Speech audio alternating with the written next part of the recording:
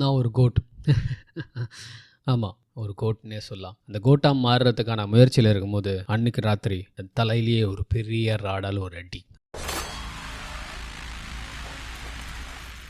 ஹே, என் பேர் கேமரன். என்னை வந்து எல்லோரும் கேமன் கூப்பிடுவாங்க. நான் பயங்கரமான ஃபேமிலி பெட்டுன்னே சொல்லலாம். நான் எனக்கு வந்து அப்படியே என் ஃபேமிலி கூட தான் டைம் ஸ்பெண்ட் பண்ணுறது அப்படின்றது ரொம்ப ரொம்ப ரொம்ப பிடிக்கும். என் ஃபேமிலி பார்த்திங்கன்னா ஒரு பயங்கரமான அமெரிக்கன் ஃபுட்பால் ஃபேன்ஸ்னே சொல்லலாம். குறிப்பாக டீம் சான் ஆண்டோனியோ சேவியர்ஸோட வெறியர்கள்னே சொல்லலாம். அன்றைக்கி எங்கள் டீம் வின் பண்ணிடுச்சு. வீட்டில் எல்லோரும் செம்ம ஹாப்பி. ஆனால் எனக்கு மட்டும் அன்றைக்கி லைட்டாக ஒரு அப்செட். என்னோட ஐடல் இசையா ஒயிட்டுக்கு கால் உடஞ்சிருச்சு. எனக்கு என்ன பண்ணுறதுனே தெரில. ஆனால் என் அப்பா என்கிட்ட வந்து ஒரு சுத்தமான ஆம்பலை இந்த மாதிரி தான் சாக்ரிஃபைஸ் பண்ணுவாங்க அப்படின்னு சொன்னார். என் ஐடலுக்கு அந்த மாதிரி ஒரு கோரமான ஆக்சிடென்ட்டுக்கு அப்புறமும் திரும்பி வருவாரானா ஒரு பெரிய கேள்வி இருந்துச்சு. ஆனால் அந்த ஆள் கோட்டுன்னு நிரூபித்தான். ஏன்னா திரும்ப வந்தது மட்டும் இல்லாமல் 8 தடவை ஓவரால் சாம்பியன் சும்மா அசால்ட்டாக அடித்து தூக்கினான். இப்போ இந்த 8 தடவைக்கு அப்புறம் பார்த்தீங்கன்னா அவர் வந்து ரிட்டையர் ஆகிடுவார் அப்படின்ற ஒரு பேச்சு அடிபட ஆரம்பிச்சது. இப்போது அப்படியே திரும்பிச்சு. மீடியா ஃபேன்ஸோட எல்லாரோட பக்கம் என் மேலே திரும்பிச்சு. ஏன்னா அடுத்த the most talented gifted quarter பேக்னா அது என்னையே தான் வந்து சொன்னாங்க. ஏன்னா என்னை இசையாவோடவே கம்பேர் பண்ண ஆரம்பித்தாங்க.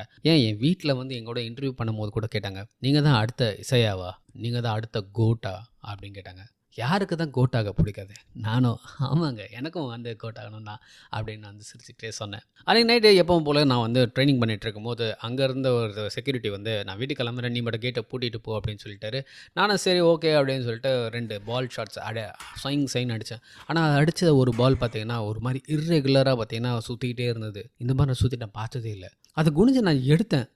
டங்குன்னு ஒரு சவுண்டு, அவ்வளோதான். கொஞ்ச நாள் கழிச்சு ஹாஸ்பிட்டலில் தான் எழுந்தேன். ஹாஸ்பிட்டலில் எழுந்தால் மண்டையில் ஒரு பெரிய தையல், ஃபுல்லாக ஸ்டிச்சஸ் போட்டிருக்காங்க. பின்னாடி என் அம்மாவும் அந்த டாக்டர் வந்து செம்ம சண்டை போட்டிருக்காங்க. டாக்டர் தெளிவாக சொல்லிட்டாங்க, அவன் வந்து இதுக்கு மேலே ப்ராக்டிஸ் பண்ணக்கூடாது, ப்ராக்டிஸ் பண்ணால் அவன் மண்டைக்குள்ளே கன்ஜெஷன் வந்துடும், அவனுக்கு வந்து பெர்மனெண்ட்டாக பிரெயின் ஃபெயிலியர் வரதுக்கு நிறைய வாய்ப்புகள் இருக்குது அப்படின்னு சொல்லிட்டாங்க. எனக்கும் என்ன பண்ணுறது ஏது பண்ணுறதுனே புரியல. என்னோடய ட்ரெயினர் டாம் பார்த்திங்கன்னா அன்றைக்கி ஒரு லீக் கம்பைன் கேமுக்கு என்னை கூட்டிகிட்டு போனார். அங்கே நடந்த ஒரு கலவரத்தில் பார்த்திங்கன்னா நான் அந்த கேமில் பார்ட்டிசிபேட்டே பண்ணல அப்படின்னு சொல்லிட்டு வந்துட்டேன். என் ட்ரெயினரும் வந்து என்னென்னமோ சொல்லி அங்கேருந்து மீடியாவை கழிச்சு விட்டார். அன்றைக்கி நைட்டு பார்ட்டியில் எனக்கு செம்ம வெறுப்பாக இருந்துச்சு. அப்போது என் ட்ரெயினரை ஃபோன் பண்ணி, இந்த சேவியர் டீமில் ஒரு சான்ஸ் இருக்குது, நீ இசையாகோட ஒரு வாரம் நீ ட்ரெயின் பண்ணி நீ ப்ரூவ் பண்ணிட்ட அப்படின்னா உன்னை வந்து டீமுக்குள்ளே எடுத்துக்கலாம் அப்படின்னு சொல்கிறாங்க. இவென்ச்சுவலாக நானும் அதுக்கு ஒத்துக்கிட்டேன். அந்த டெசர்ட்டுக்கு ட்ரைனிங்க்கு போயிட்டேன். போனால் எப்பா சாமி, கரெக்டாக இசையோட ப்ராக்டிஸ் கிரவுண்டுக்குள்ளே திரும்பும் போது பார்த்திங்கன்னா அங்கே எக்கச்சக்க க்ரௌடுங்க இருந்தது. ஒரு மாதிரி கிராக்ஸ் மாதிரி இருந்தானுங்க அவனுங்க. அதில் ஒரு பொம்பளை பார்த்திங்கன்னா டமால் வந்து கார் மேலே விழுந்தது. உள்ளே வந்து இசையாக இல்லைன்னொடனே என்னை பார்த்து காரி துப்பிட்டு, நீ கிடையாது, நீ அடுத்தது கிடையாதுன்னு சொல்லிட்டு பைத்தியம் மாதிரி கத்திட்டு போயிட்டா. உள்ளே என்னை இறக்கி விட்டாங்க. அப்படியே அந்த காரு போச்சு. அவ்வளோ பெரிய வீட்டில் யாருமே இல்லை. ரொம்ப நேரம் தேடி இசையை வந்து கண்டுபிடிச்சேன். ஏதோ எலும்பு கூட வச்சு ஏதோ பண்ணிகிட்டு இருந்தான். பார்க்கும்போதே எனக்கு ஒரு மாதிரி இருந்துச்சு. அப்புறமேட்டு என் கையில் இருந்த ஃபோனு எல்லாத்தையும் போனிக்கிட்டு, no more phones, no more relationship, no more fun அப்படின்னு சொல்லிட்டு கையிலேருந்து வாங்கிட்டாங்க. அப்புறம் ஃபோனை வாங்கிட்டு கடைசியாக ஃபன்னுன்னு சொல்லி முடித்தார். 7 நாளில் முதல் நாள் ஃபன். அந்த இடத்துல ஒரு பெரிய ஸ்டேடியமே வந்து கட்டி வச்சுருக்காங்க உள்ளே. அந்த ஸ்டேடியமில் நிறைய பேர் இருந்தாங்க. ஸோ நிறைய பேரோட நாங்களும் வந்து ப்ராக்டிஸ் பண்ணோம். இந்த ஃபஸ்ட் டே ட்ரைனிங் பார்த்திங்கன்னா நானும் விஷயம் வேறு லெவலில் ப்ராக்டிஸ் பண்ணிகிட்டு இருந்தோம். செம்ம ஃபன்னாக போயிட்டு இருந்தது. அப்படியே அந்த ட்ரைனிங் செஷன் முடியும் போது பார்த்திங்கன்னா இசையா வந்து அவரோட டாக்டரை இன்ட்ரடியூஸ் பண்ணார். அந்த டாக்டர் வந்து ஒரு மாதிரி ரூடாக தான் பேசினார். பேசினது மட்டும் இல்லாமல் அவ்வளோ பேர் அங்கே நிற்கும் போதே என்னை அவுத்து போட்டு அம்மனமாக நிற்க வச்சது மட்டும் இல்லாமல் என்னோட பாடியை வந்து அங்கலமாக வந்து மெஷர்மெண்ட் எடுத்தான். மட்டும் இல்லாமல் ஒரு மாதிரி என்னை வந்து ரூடாக பேசிகிட்டே இருந்தான். எல்லாம் பேசி முடிச்சுட்டு, ஏன்டா ஒரு பாக்ஸர் கூட போட்டு வர முடியாதான்னு சொல்லிட்டு திருப்பி என்கிட்டே சொன்னான். எனக்கு ஒன்றுமே புரியல. அப்படின்ற மாதிரி தான் இருந்துச்சு. சரி ஓகே அப்படின்னு அவங்க பாட்டு பேசிட்டு போயிட்டானுங்க. அப்புறம் நான் ஐஸ் பாத் எடுத்துகிட்டு இருந்தபோது சைடில் இசையை உட்காந்து பிளட்டை கொடுத்துட்டு இருந்தான். அங்கே டாக்டர் ஏதோ பண்ணிகிட்டு இருந்தார். நான் கேட்டேன், என்ன பண்ணுற, எதுக்கு பிளட் கொடுக்குற அப்படின்னும் போது இசையா சொன்னார், இல்லை எல்லாம் ஒரு சயின்டிஃபிக் ரிசர்ச்சுக்காக தான், எண்டூரன்ஸ்க்காக அப்படின்ற மாதிரி சொன்னார். நானும் சரி ஓகே எல்லாம் லீகலாக அப்படின்னு கேட்கும்போது எல்லாமே இங்கே லீகல் தான் அப்படின்னு சொல்லி முடிச்சார். இசையா வெளியே போன உடனே டாக்டர் ஸ்ட்ரைட்டாக என் கைக்கிட்ட வந்து ஒரு இன்ஜெக்ஷனை ஏற்றிட்டு போயிட்டார். அந்த இன்ஜெக்ஷன் ஏற்றுங்க அப்புறம் எனக்கு ஒரு மாதிரி கிருன்னு ஆகிடுச்சு. எனக்கு ஒரு மாதிரி பயம் வர ஆரம்பிச்சிருச்சு. லைட்ஸ் எல்லாம் வேறு ஆஃப் ஆகிடுச்சு. டக்குன்னு எல்லாமே ஆன் ஆகணுன்னு எனக்கு ஒரு மாதிரி ஆக ஆரம்பிச்சது. அப்படியே தண்ணிக்குள்ளே முழுங்கிட்டேன். நான் தண்ணிக்குள்ளே முழுனமுன்னே திருப்பி யாரோ முகத்திலே தண்ணி பீழ்ச்சி அடிச்சு என்னை எழுப்பின மாதிரி இருந்துச்சு. ஏந்து அப்படின்னு பார்த்தேன். இதுதான் டே 2 போய்ஸ்னா என்னன்னு உங்களுக்கு தெரியும்னா கமெண்ட் செக்ஷனில் போடுங்க. அப்படியே நம்ம சேனலை சப்ஸ்கிரைப் பண்ணிடுங்க. மார்னிங் அந்த டெசர்ட்டில் பார்த்தீங்கன்னா நானும் இசையா வந்து ஜாகிங் போக ஆரம்பித்தோம். அந்த வெயில், அந்த தூரம், அந்த மண் எதுவுமே என்னால் முடியல. அந்த ஊசி வேறு எனக்கு வந்து உள்ளே ஏதோ பண்ணிகிட்டே இருந்து ஒரு பாயிண்ட்டுக்கு மேலே என்னால் ஓடவே முடியல. ரத்தம் வாந்தி எடுக்க ஆரம்பித்தேன். ஒரு பாயிண்ட்டுக்கு மேலே என் மூச்சு விடவே முடியல. தரையோட தரையாக படுத்துறேன். அப்படியே அலுசினேஷன் பண்ண ஆரம்பிச்சிட்டேன். யாரும் நடந்து தூரத்துலேருந்து வந்து ஒரு பெரிய ஹேமர் எடுத்து என் தலை டங்குன்னு அடிக்கிற மாதிரி ஒரு இந்த ஃபீலிங். அப்படியே இழுத்து மூச்சு அப்படின்னு இழுத்து மூச்சு விட்டுட்டு இருக்க மாதிரி டக்குன்னு ஈஸியாக வந்துட்டு 1 2 1 2 1 2 மூச்சு விடு அப்படின்னு சொல்லிகிட்டே இருந்தார். அதுக்கப்புறம் திருப்பியும் உள்ளே கொண்டு போயிட்டாங்க. உள்ளே கொண்டு போனதுக்கப்புறம் தான் என்னால் நார்மலாகவே மூச்சு விட முடிஞ்சது. நார்மலாக மூச்சு விட்டுட்டே இருக்கும்போது பார்த்தீங்கன்னா அங்கே நிறைய பேர் வந்தாங்க. நான் கேட்டேன், யார் இவங்களாம் அப்படின்னும் போது, இவங்களாம் தான் அவங்க கூட ப்ராக்டிஸ் பண்ணுறதுக்காக நான் வர வச்ச ஆளுங்க. ஸோ இவங்க கூட தான் நம்ம ப்ராக்டிஸ் பண்ண போகிறோம். ஆனால் நீ தான் டயர்டாக இருக்கே அப்படின்னு சொல்லிட்டு என்னை மொக்க பண்ணிவிட்டு நீ ரெஸ்டட் அப்படின்னு ரொம்ப ஒரு மாதிரி சீண்டி போட்டு போயிட்டார் அவர். போயிட்டே இருக்கும்போது டக்குன்னு டாக்டர் வந்து திருப்பி எனக்கு ஊசி போட்டோடனே திருப்பி எனக்கு அட்ரினலின் பூஸ்ட் செம்ம பயங்கரமாக இருந்துச்சு. எனக்கு இசையாக எதுவும் இல்லை, லைட்டாக ஷிப் ஆன மாதிரி இருந்தது, யாரோ வேறு மாதிரி ஆன மாதிரி இருந்தது. இந்த ப்ராக்டிஸ் செஷனே பார்த்தீங்கன்னா ஒரு மாதிரி ஏடா கூடமான ப்ராக்டிஸ் செஷன். ஆரம்பிக்கிறதுக்கு முன்னாடி யாராவது வாலண்டரி இருக்குங்களா அப்படின்னு இசையை கேட்டவுடனே ஒருத்தன் வந்தான் வெள்ளையா. அவனை என்ன பண்ணாங்க, இந்த பால் த்ரோவர் மிஷின் முன்னாடி போய் நிற்க வச்சுட்டு எங்கள் எல்லாரையுமே வந்து இந்த சைடில் நிற்க வச்சாங்க. இப்போ நான் பாலை பாஸ் பண்ணணும். நான் ஒரு தடவை பால் விடும் போதும் அந்த பால் த்ரோயிங் மிஷின் முகத்திலே வந்து வேகமாக அடிக்கும் பாலை. டமால் 2 பால் இந்த மாதிரி அடிச்சுது. 2வது பால் அவன் மூக்கே உடஞ்சிச்சு. எனக்கு ப்ரெஷர் தாங்கலை. நான் ஒரு பால் மிஸ் பண்ணும் போது எனக்கு அப்படியே மண்டா வெறி ஏறுது. என்னால் வந்து கரெக்டாக பாஸ் பண்ண முடியல. எனக்கு ப்ரெஷர் ஜாஸ்தி ஆகுது. அந்த ஸ்கல்லில் இருந்த அந்த பெயின் வந்து ரொம்ப அதிகமாகிட்டே இருக்குது. எனக்கு ஒரு மாதிரி கிருகிருந்து அதுக்கப்புறம் வந்து கத்த ஆரம்பிச்சிட்டேன், அசிங்கமாக பேச ஆரம்பிச்சிட்டேன், ஒரு மாதிரி வெறித்தனமாக ஆரம்பித்தேன். அப்போ வந்து டக்குன்னு இசையா நடுவில் வந்து, ஹே இந்த மாதிரிலாம் வந்து பேசாத, ப்ராக்டிஸ் பண்ண வந்திருக்கோம், அசிங்கமாக பேசாத அப்படின்னு சொன்னார். அதுக்கப்புறம் வேறு லெவல் ஒரு கான்சன்ட்ரேஷன். எனக்குள்ள அந்த மாதிரி ஒரு கான்சன்ட்ரேஷன் இருக்குன்னு கூட எனக்கு தெரியாது. அந்த மாதிரி ஒரு கான்சன்ட்ரேஷனில் பாலை பயங்கரமாக பாஸ் பண்ணேன். அதுக்கப்புறம் தான் பார்த்தீங்கன்னா வந்து அந்த செஷனே முடிஞ்சுது. நான் உடனே ஓடி போய் அவங்க என்ன பார்த்தேன்டி, என்னடா எல்லாம் ஆல்ரெடா அப்படின்னா, அவனுவோ அவார்டு கொடுத்த மாதிரி பைத்தியக்கார மாதிரி நின்று சிரிச்சிட்டு இருக்கான். அது மட்டும் இல்லாமல் இசையாகிட்ட போயிட்டு இந்த மாதிரி எனக்கு ஒரு சான்ஸ் கொடுத்ததுக்கு ரொம்ப தேங்க்ஸ் அப்படின்னு சொல்லிட்டு போய் வரான். எனக்கு ஒரு மாதிரி ஆகிடுச்சு, என்னடா இது அப்படின்னு. யாருமே வந்து அங்கே ஏதோ இது பண்ண மாதிரியே தெரில. அது பாட்டு அப்படியே போயிடுச்சு. டாக்டர் எனக்கு ஸ்டிச்சஸ் எல்லாத்தையும் க்ளீன் பண்ணிவிட்டு ஸ்டீம் ரூமுக்கு போனேன். அங்கே ப்ரெஷர் செமையாக அதிகமாகிடுச்சு. என்னால் யாரையும் கூப்பிட முடியல. ரூம் லாக் ஆகிடுச்சு. அப்படியே மயக்க அடிச்சு வேண்டேன். டக்குன்னு என்னை வந்து திருப்பி அந்த ட்ரைனிங் பண்ணுறவன் திருப்பி கொடூரமாக எழுப்புனான். நாள் 3 லீடர்ஷிப். இன்றைக்கி ஒரு ட்ரைனிங் மேட்ச் வந்து எல்லாம் ஜாலியாக தான் ஆரம்பிச்சது. ட்ரைனிங் மேட்ச்சில் வந்து போயிட்டே இருக்கும்போது என்னால் வந்து ஓரளவுக்கு வந்து காம்படன்ஸாக வந்து விளையாடவே முடியல. அப்போது வந்து இசையை வந்து என்னை ரொம்ப வந்து மட்டம் தட்டி பேசிகிட்டே இருந்தேன். என்னடா பண்ணுற, எல்லாத்தையும் குடுறா, எல்லாத்தையும் சாக்ரிஃபைஸ் பண்ணுறா, குர்றா சொன்னோடனே ஏதோ எனக்குள்ளே இருந்த ஒரு மிருகம் வெளியே வந்த மாதிரி அவர் ரொம்ப அக்ரெசிவாக மாற ஆரம்பித்தேன். என்னை வந்து பிடிக்க வந்து எல்லாரையுமே அசால்ட்டாக பாஸ் பண்ணி போயிட்டே இருந்தேன். ஒரே ஒருத்தன் மட்டும் ஏறி வந்து அப்படியே மண்டை இடிக்க வந்த மாதிரி. நான் என்ன நினச்சதில்லை, ஃபுல் ஸ்ட்ரென்த்து ஒரே அடியாங்க நான் மண்டையில். அதுதான் அடிச்ச அடியில் அவன் வந்து சாவர நிலைமைக்கு போயிட்டான். அவன் உடம்புல இருந்து எல்லாம் எலும்புங்க நுறி, அவன் மசில்ஸ் எல்லாமே வந்து சுருளாக போயிடுச்சு பொழுது. அவங்க சாவ கடனா ஆன்னு கத்திட்டு அப்படியே இருக்கும்போது இசையை என்னை வந்து கட்டிப்பிடிச்சு சூப்பர் அப்படின்னு சொல்லிட்டு அப்படியே அங்கே சுற்றி ஒரு டான்ஸ் மாதிரி ஹேமன்னு டான்ஸ் ஆட ஆரம்பிச்சாங்க. எனக்கு ஒன்றுமே புரியல, என்னடா நடக்குது, அவன் சாவ கிடக்குறானே அப்படின்ற மாதிரி எனக்கு மண்டக்குள்ளே ஏதோ ஓடிக்கிட்டே இருந்தது. எனக்கு ஒன்றுமே புரியல. அப்புறம் செஷன் முடிஞ்சதுக்கப்புறம் எல்லோரும் போயிட்டாங்க. நான் அங்கேருந்து அப்படியே நடந்து போயிட்டே இருந்தேன். யாருமே இல்லைங்க. ஏதோ சத்தம் கேட்ட மாதிரி இருந்துச்சு. அப்படியே பார்த்தா பால் எங்கிட்ட வந்து விழுந்தது. நாடா அப்படின்னு பால் எனக்கு யாரோ துரத்துற மாதிரியே இருந்தது. நான் அப்படியே பின்னாடி நடந்து போயிட்டே இருந்தேன். அப்படியே டக்குன்னு யாரோ அந்த பிளாஸ்டிக் கவர் போட்டு என்னை வந்து மூடி ட்ரெஸ்லாம் நிற்கிறாங்க. அப்படியே அப்புறம் தான் அது வந்து ஒரு அலுசினேஷன் அப்படி போயிட்டு. அதுக்கப்புறம் அவா அப்படின்னு அங்கேருந்து ஓடிட்டேன். அன்றைக்கி எங்கள் அம்மாவோட பர்த்டே. அதனால் பார்த்தீங்கன்னா நான் ஒரு லேண்ட்லைன்லேருந்து எங்கள் அம்மாவுக்கு ஃபோன் பண்ணி பேசிகிட்டு இருந்தேன். அவங்களுக்கு விஷ் சொல்லிகிட்டு இருக்கும்போது யாரும் என்னை வந்து வெளியே இருந்து கவனிச்சிட்டு இருக்க மாதிரி இருந்தது. அப்படியே பேசிகிட்டே இருந்தேன். ஹேய் அப்படின்னு ஒரு சவுண்டு.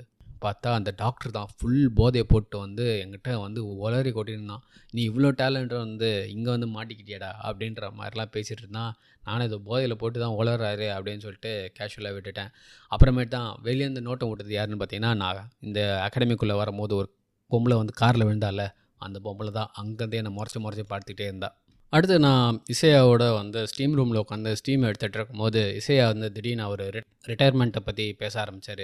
அப்படியே பேசிகிட்டு இருக்கும்போது எப்படி அவர் வந்து இந்த கேமை வந்து மிஸ் பண்ண போகிறேன், எப்படி அந்த லாக்கர் ரூமை மிஸ் பண்ண போகிறேன், எப்படி வந்து மக்கள் வந்து அவர் பேரை கூப்பிட்றத மிஸ் பண்ண போகிறேன்ற எல்லா விஷயத்தையும் சொல்லிக்கிட்டே இருந்தார். அங்கேருந்து அப்படியே ஒரு ஷிஃப்ட் அடித்து, நீ செம்ம டேலண்டான ஆள், நீ என்ன மாதிரி இருக்காத, என்னை விட பெட்டராக இருன்னு சொன்னார். எனக்கு ஒன்றுமே புரியல. எதுக்குடா இந்த மனுஷன் இப்படி பேசுகிறாரு அப்படின்ற மாதிரி இருந்துச்சு. அப்போ டக்குன்னு அவர் கேள்வி கேட்டார். நீ ப்ரிசனில் இருக்கிறேன்னு வச்சுக்கேன், அதுவும் பட்டினி கிடக்குற, உனக்கு விடுதலை வேணுமா இல்லை சாப்பாடு வேணுமான்னு கேட்டால் நீ என்ன முடிவு எடுப்ப அப்படின்னு சொல்லி கேள்வியை கேட்டுட்டு அவர் பாட்டு வெளியே இருந்து போயிட்டார். நானும் கொஞ்சம் நேரத்தில் அங்கேயே செம்மையாக குழம்பி போய் படுத்துட்டேன் அப்படியே. அப்போ சீட்டு கீழே இருந்த அந்த பைத்தியக்காரி அப்படியே வெளியே வந்திருக்கா. அங்கே இருந்த பக்கத்தில் இருந்த ஒரு பெரிய கல் எடுத்து என்னை அடிக்க வந்தா. ஜஸ்ட்டு மிஸ் நான் முழிச்சிட்டேன், டக்குன்னு நான் வந்துட்டேன். வந்த ஆத்தத்தில் கழுத்தை பிடிச்சா அப்படியே பண்ணதில் அவள் கம்ப்ளீட்டாக அன்கான்ஷியஸ் ஆகிட்டா. அப்புறம் நாடா அப்படின்ற மாதிரி நான் வெளியே கரெக்டாக போகிறேன். அப்போ இசையா வந்துட்டார். இவன் அடிக்கிறதுக்கு திருப்பி பின்னாடியே ஓட வரும்போது இசையா அவளை ஒரே புடி தான் பிடிச்சி அப்படியே செவுத்தில் ஒரே அடி. அவள் தான் ஸ்பாட் அவுட். இசையா அங்கேயே ஒரு மாதிரி பைத்தியக்கார மாதிரி உட்காந்துக்கிட்டு, நீ போ நான் பார்த்துக்கிறேன் இதை அப்படின்னாரு. எனக்கு அள்ளு விட்டுச்சு. போங்கடா ட்ரைனிங்காவது இதாவது அங்கேருந்து கிளம்புனா போதான்டா அப்படின்னு சொல்லிட்டு நான் பொட்டி படிக்கெல்லாம் எடுத்து ரெடியாக வச்சுக்கிட்டேன். ஆனால் டக்குன்னு இசையோட ஒய்ஃப் அங்கே வந்துட்டு என்னை கன்வின்ஸ் பண்ணி போல் பார்ட்டி கூட்டிகிட்டு போயிட்டா. அடுத்த நாள் இசையோட ஒய்ஃபு பெட்டு கீழே இருந்து தான் நான் எழுந்தேன். எதிர்க்க பார்த்தா இசையா கன்னோட உட்காந்துட்ருக்கான். எனக்கு அள்ளு விட்டுடுச்சு ஒரு செகண்டு. அவன் மாதிரி சைக்கோ மாதிரி பிஹேவ் பண்ண ஆரம்பித்தான். என்னென்னவோ பேச ஆரம்பித்தான். எனக்கு என்ன பேசுறது ஏது பேசுறதுனே தெரில. அப்படியே தலையெல்லாம் சுற்றுது. என்ன நடந்தது ஏது நடந்தது ஒன்றுமே புரியல. அப்புறம் ஏதோ பேசி அப்படியே சால்வ் ஆகிடுச்சு. இதுதான் டே 4 ரெசிலியன்ஸ். இன்றைக்கி அவுட்டோரில் வந்து கன் ஃபயரிங் ப்ராக்டிஸ் தான். இந்த ப்ராக்டிஸ் கொடுக்கும்போது நான் முன்னாடி ஸ்பேஸ்ட் அவுட்டாக இருந்தேன். அப்போது டக்குன்னு நம்ம இசையை கேட்டார், என்னடா என்ன யோசிச்சுட்ருக்க அப்படின்னும் போது, இல்லை நேற்று அந்த லேடியை பற்றி தான் யோசிச்சுட்ருக்கேன் அப்படின்னு சொன்னேன். எந்த லேடி அப்படின்னாரு. எனக்கு ஒரு செகண்ட் ஒன்றுமே புரியல. எந்த லேடியா அப்படின்ற மாதிரி தான் இருந்துச்சு. ஆமாம் எந்த லேடி அப்படின்ட்டு அவர் பாட்டு விட்டுட்டார்.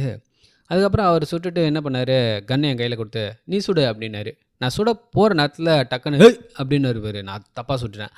ஒன்று என்ன அப்படின்போது, சரி ஒரு பெட் வச்சுக்கலாம், நீ ஒரு வேளை டார்கெட்டை கரெக்டாக சுட்டுட்ட அப்படின்னா இன்றைக்கி எதை கேட்டாலும் நான் உனக்கு கொடுக்குறேன். வீடு, பொண்ணு, பணம், பதவி எது வேணால் கேளு நான் உனக்கு கொடுக்குறேன்.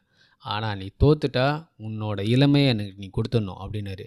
அதுக்கு நான் சிரிச்சுக்கிட்டே, எனக்கு எது வேணுமோ நான் வந்து நானே சம்பாரிச்சுப்பேன் அப்படின்னு சொல்லிட்டு, ஒரு வேளை நான் டார்கெட்டை சுடலைன்னா வேணா அடுத்த வருஷம் நீ விளையாடுறதுக்கு வேணா நான் விட்டு கொடுக்குறேன் அப்படின்ற மாதிரி நக்கல் சொல்லிவிட்டு ஒரே ஷாட் டச் அடி போச்சு. அப்புறம் நல்லா ஒரு ட்ரக்கை வந்து ஊசியை ஏற்றிக்கிட்டு ஃபுல் ஒர்க் அவுட்டில் இறங்கிட்டேன். அப்புறம் அந்த பாடி கண்டிஷனர் மிஷினில் இருக்கும்போது தான் எனக்குள்ளே என்னென்னமோ மாற்றங்கள் என்னென்னமோ நடக்குது. தெரியுது, மசில்ஸ் தெரியுது, பழையசு புதுசு பெருசு எல்லாமே தெரியுது. ஒரு மாதிரி அப்படியே இருந்தால் 4-5 விஷன்.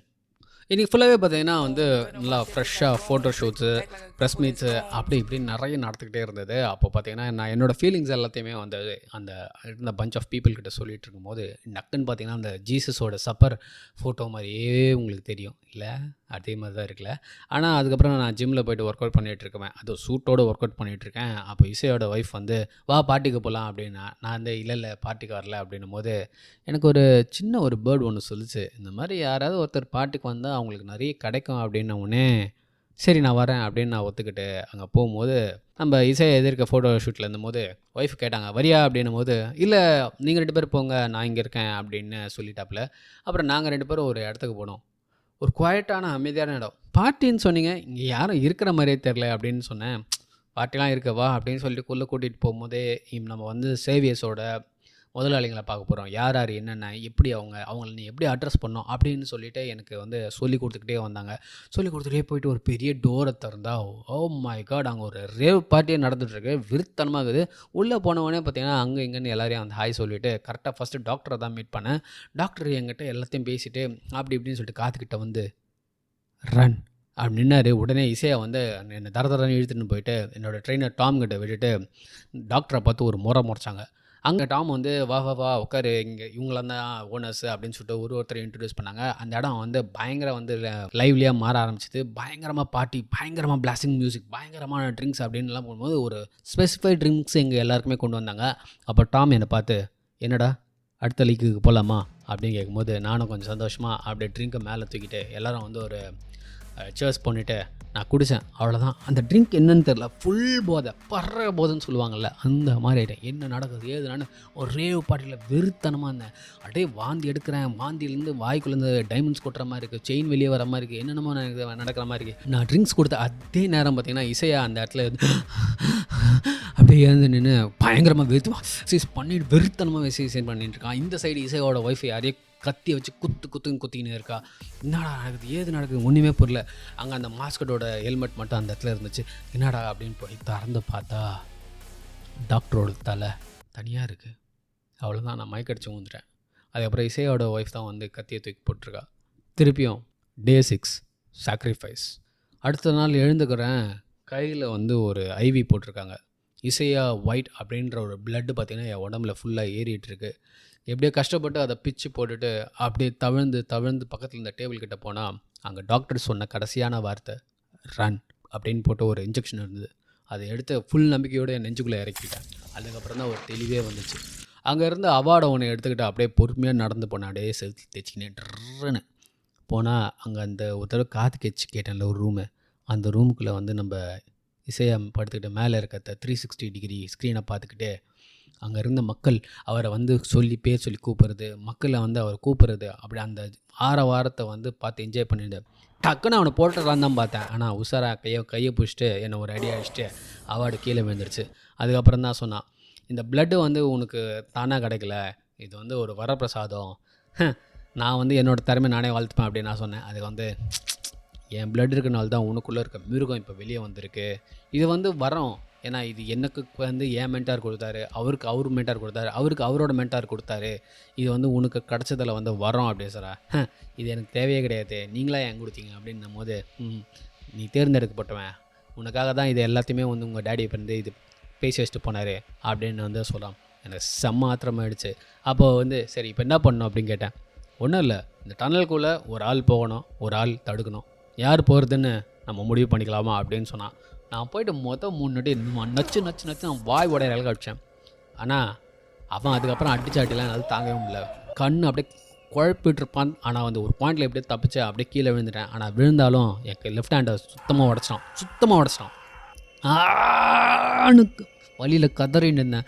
அப்போ வந்து எப்படியோ வந்து அப்படியே நவுந்து தவிழ்ந்து போனேன். அப்போது இசையாக போயிட்டு அந்த அவார்டு எடுத்தான். நான் போயிட்டு இங்கே இருந்த ஹெல்மெட்டை தூக்கிட்டு அப்படியே நின்னேன். பின்னாடி திரும்பி இசையை குத்த வருமா ஹெல்மெட்டில் ஒரே அடி அப்பர் கட் மாதிரி, அவ்வளோதான், அப்படியே கீழே விழுந்தான். அதே ஹெல்மெட்டு ஜமால் அடித்தேன். அதுக்கப்புறம் ஹெல்மெட்டை தூக்கி போட்டேன். வெறுத்தீர என் ரைட்டு கையிலே அவனை அடித்தே கொண்டேன். அதுக்கப்புறம் அங்கேருந்து அந்த டனல் வழியாக நடந்து போனால் அங்கே ஒரு பெரிய ஒரு கிராண்ட் ஃபங்க்ஷன் ஃபினாலேக்கு பார்த்திங்கன்னா வந்து ஒரு பெரிய ப்ரிப்ரேஷனாக இருந்தது. ட்ரம்ஸு, பீட்ஸு, கேர்ள்ஸுன்னு சொல்லிட்டு எல்லாம் இருந்தாங்க. நடுவில் அப்படியே ஃபுல் ரத்தத்தோட ஒயிட் பேண்ட்டு போட்டு நான் அப்படியே நடந்து உள்ளே போனேன். அப்படியே போனால் அங்கே இசையோட ஒய்ஃபு ஒரு புக்கு முன்னாடி உட்காந்துருந்தா. அதுக்கு பின்னாடி அந்த பார்ட்டியில் இருந்த எல்லாருமே வந்து உட்காந்துருந்தாங்க. எனக்கு ஸ்டேஜில் எல்லோரும் பார்த்திங்கன்னா மாஸ்க் மாதிரி ஏதோ ஒன்று போட்டுட்டு காஸ்டியூம் மாதிரி ஒன்று போட்டுட்டு இருந்தானுங்க. நான் போயிட்டு அப்படியே கன்ஃபியூஸ்டான ஒரு சுச்சுவேஷன் அவனுங்களை பார்த்துக்கிட்டே இருந்தேன். பார்த்துட்டே இருக்கும்போது அங்கே இருக்கவனை சைன் பண்ணு அடுத்த லீவுக்கு போகலாம் அப்படின்னு சொல்லும்போது அப்படியே யோசிச்சுக்கிட்டே இருந்தேன். இவனுங்க எல்லோரும் கத்த ஆரம்பித்தானுங்க, நீ ஒன்றும் வந்து சாதாரணமாக வரல, உன்னை நாங்கள் தேர்ந்தெடுத்தோம், ஃபேமிலியை கொண்டதுக்கு காரணமே வந்து உன்னை சின்ன வயசுலேயே வந்து தனிமையாக்கி உன்னை ட்ரெயின் பண்ணி ஒரு பயங்கரமான பிளேயராக மாற்றணும் தான் உனக்கு இவ்வளோத்தையும் நான் பண்ணேன் அப்படின்னு சொல்லிட்டு அங்கே இருக்கவனுங்களாம் சொல்லும் போது நான் டக்குன்னு கண்ணு மூடி எல்லாத்தையும் என் குடும்பத்தில் நடந்த எல்லா விஷயத்தையும் யோசிச்சு பார்த்தேன். அப்போது எங்கள் அம்மா எனக்கு கடைசியாக ப்ரௌட் ஆஃப் யூன்னு சொன்னதும், எங்கள் அப்பா மென் சாக்ரிஃபைஸ் அப்படின்னு சொன்னது மட்டும்தான் எனக்கு 2 விஷயம் ஞாபகம் வந்து. அப்புறமேட்டு அங்கே இருந்த கோடாலியை தூக்கின்னு என் பின்னாடி கொல்றதுக்கு ஒருத்தன் நின்றுந்தான் கத்தியோட. பலி அவன் தான். அவனை தலையில் நஞ்சுங்கன்னு ஒரு அடி அவனை போட்டு முடிச்சுட்டு அப்புறமேட்டு இப்போ இசையை பொண்டாட்டி வந்து பெரிய இவன் மாதிரி கத்தி எடுத்து நான் போட்டு தள்ளுறேன்னு சொல்லிட்டு ஓடி அந்த ஸ்லிப் ஆகி கீழே விழுந்து அவள் கத்தியை அவள் கழுத்துலேயே இறக்கிக்கிட்டா. வந்தவன் கத்தியை எடுத்துகிட்டு போய் முதல்ல ஒருத்தனுக்கு அம்பு மாதிரி விட்டு முது வழியாக இறக்கி அவனை போட்டேன். அதுக்கப்புறம் இந்த கிழவனை கழுத்தை விட்டு போட்டேன். அதுக்கப்புறம் ஒருத்தனையும் எல்லாரையும் செஞ்சு முடிச்சதுக்கப்புறம் கடைசியாக என் ட்ரெயினர் டாம் கிட்ட வந்தேன். அவனை நான் தொடவே இல்லையே. அந்த சென்டர் சர்க்கிளை தூக்கி அவனை போட்டுட்டு அங்கேருந்து ஒரு மிருகம் மாதிரி அங்கேருந்து நான் நடந்து போனேன். நடந்து போகும்போது அவன் அப்டமால் அப்படின்னு பிளாஸ்ட் ஆனான். அப்படியே சிரிச்சுக்கிட்டே வெளியே வந்துட்டேன். நீங்களே இருந்தால் என்ன பண்ணியிருப்பீங்க? கமெண்ட்ஸ் செக்ஷனில் சொல்லுங்கள்.